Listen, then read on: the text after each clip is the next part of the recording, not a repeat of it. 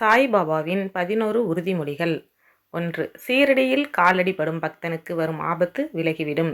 2. என் சமாதியின் படியேறுபவனின் அனைத்து துக்கங்களும் போக்குவேன். 3.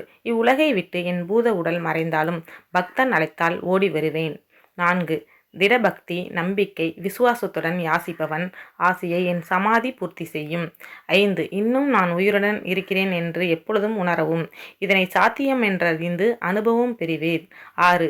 என்னை சரணடைந்ததும் வெறும் கையோடு திரும்பினான் என்று எந்த பக்தனாவது இருந்தால் அவனை எனக்கு காண்பியுங்கள்.